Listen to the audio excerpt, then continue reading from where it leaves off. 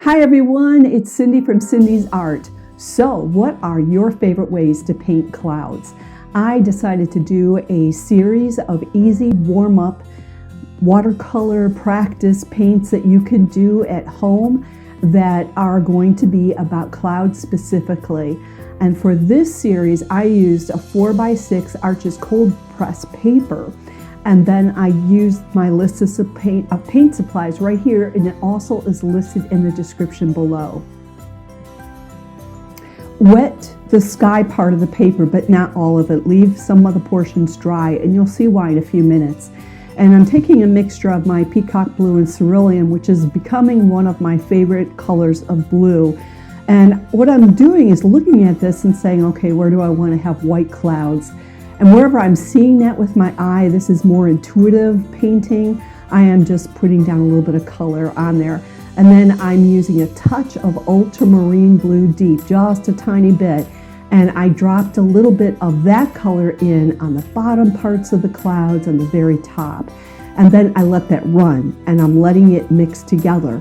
And then I wanted to add a little bit of purple in. Purple is a wonderful color you can add into clouds, and this is going to be a very bright painting. So I dropped just a few droplets of this permanent violet in, and I'm letting it mix. You can see my paper is nice and wet, and one of the things that will happen with this paper, or this painting, is it's going to gradiate.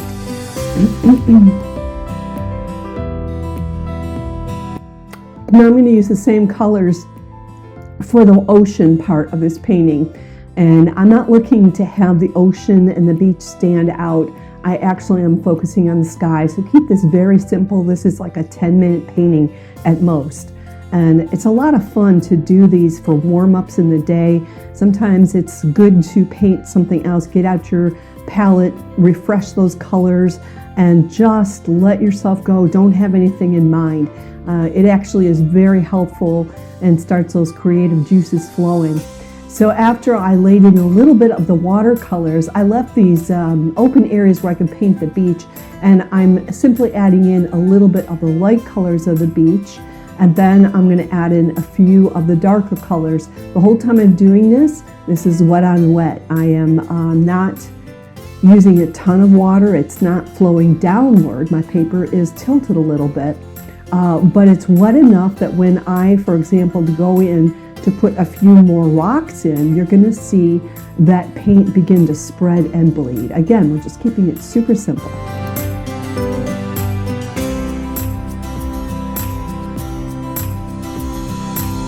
In watercolor, you paint the light and then you add in the darks. And if you don't add the darks in, you're not going to see the light. So you've got to be able to see the light in a painting. So I'm just dropping in a tiny, tiny bit of dark in this painting. I'm not going for a lot of details. If you're getting value out of this video, please hit the like button, which will help me get these free videos into other people's hands. I would so appreciate that. And if you want to know when more of the Cloud series videos are coming up, be sure to hit that subscribe button so you'll be notified. I have about 5 of them coming up, and I would love to get your feedback. I started off and I said, what's your favorite techniques for you painting clouds? I've used tissue paper. I've used this method of wet on wet, but leaving dry areas. We've got a lot to cover in this, but I'd love to hear what you're doing. And if you've got a question for me, be sure to list it in the comment section and I'll get back to you.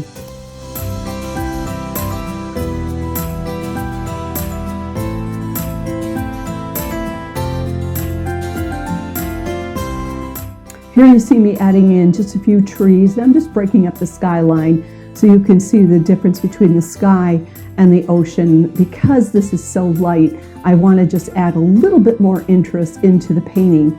In a few minutes here, I'm going to be moving into adding some more of the detail.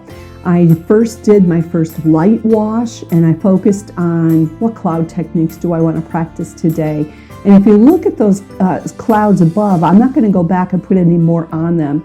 And there's a little bit of interest that's in there. One, you've got the white, you've got the purples. Up on the right top, you've got a little bit of a background with water. But actually, I am going to keep that in my painting. I kind of like it.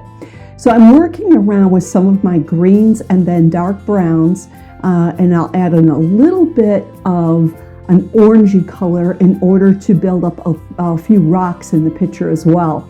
So from this point, what I'm looking to do is add the bare minimum of details in the painting, so that way you get the idea that I'm suggesting there's rocks there. I'm suggesting there is a little bit more depth to the water right here. I'm going to add in another layer of colors, and I'm adding in a little bit more of that ultramarine blue deep with the cerulean and adding that in, so that way I create more depth with this water.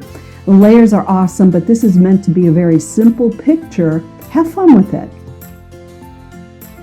If you're looking for more videos like this on my channel, I have inserted card suggestions, video suggestions inside this video and also at the end for you. So be sure to check out those and let me know if you have other questions that I can answer or other videos I can create on this series. I'd love to see your work, and I share in my description how you can do that.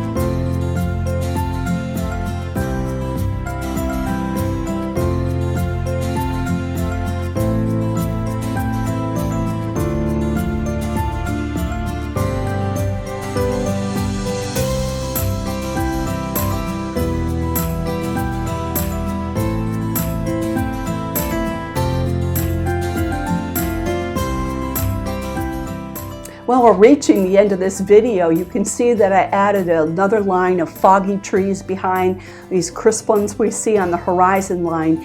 And then I'm going to grab my Mincho pen and I'm going to put a few little birds up in the sky. I want to thank you for joining me today. I look forward to seeing you the next time. And if you have not hit the like button and you enjoyed this video, please be sure to do that so I can share these free videos with other people as well. I appreciate you, would love to hear from you, and we'll see you next time.